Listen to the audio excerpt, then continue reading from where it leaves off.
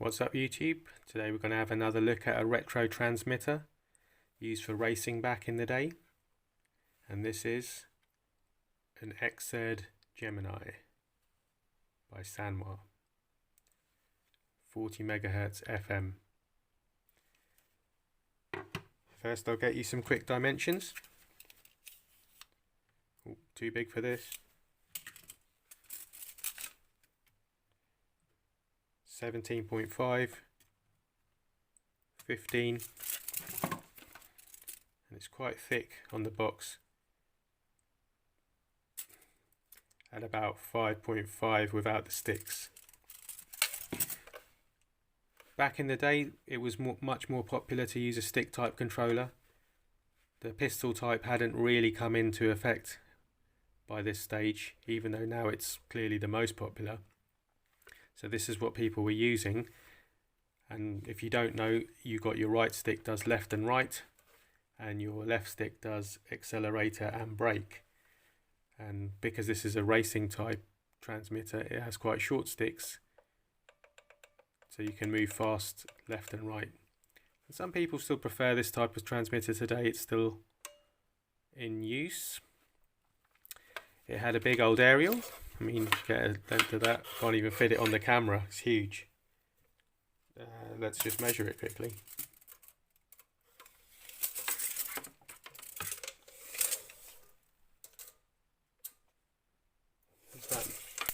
About 80 centimeters. So you had that waving around in front of you. Some people would put a flag on the end so it didn't poke someone's eye out. And it's 40 MHz FM, which required a small crystal which would fit in here, and that would look something like this, and that was slotted in there, and that would tell you what frequency you were on, and it had to be matched with the receiver in the car. Also, if you went to a club and had to speak to any other people playing nearby you, you had to check that they were not on the same frequency, otherwise your controller would just control their car. And that's caused many an RC tragedy. Imagine you've just set your race car up and you're doing some testing on track and someone switches on their transmitter in the pits and it just overrides your one and they smash it into the wall and your weekend's over. But that was common, so you had to undertake some etiquette and make sure you weren't on the same frequency. You've got a nice analog battery gauge, little power, wouldn't have been an LED but a small bulb. This is set up to take a 9.6 type battery pack, and quite a universal tray there, so you could use more modern power source if you were using this.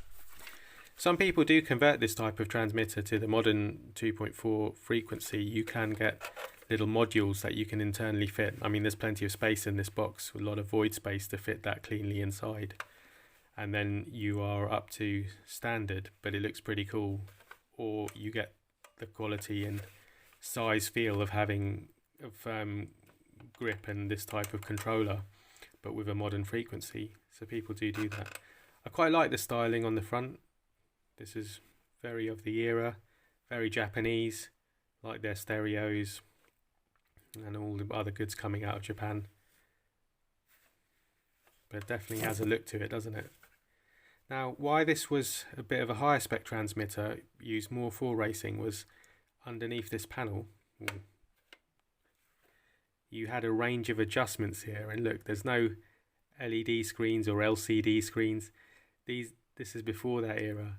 You've just got a lot of potentiometers or pots, so you can adjust a few key but important things, which are no different to the adjustments today. Yes, you get a nice graphical display and get told percentages down to the digit, but they had already worked out in this era what you needed. So you've got your servo endpoint adjustments, which required 4 of those.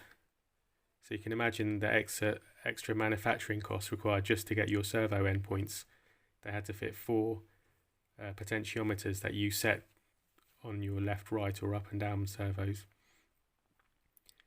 You've got these arc settings, which is your exponent essentially. So you can have the throttle like quite soft in the lower part of the range, or more aggressive in the lower part of the range and softer at the top. And then I'm not really quite sure what this mild or quick adjustment did. It would be good to test that out, wouldn't it? See what they meant, because as you see, wouldn't we just put it on quick? I don't know, maybe you could give it to your kid and then put it on mild, and then they wouldn't crash your car. Sub trim, which moves the middle point of your servo either left or right, and then the range is either left or right, and then your reverse switches, which is also a common current setting. So there you go, a bit of a feel for it. I'll get you a quick weight. Should have done that at the beginning, just so you get an idea of what this brick was like to hold. 621 without the battery, so not too heavy this one, as some of them go.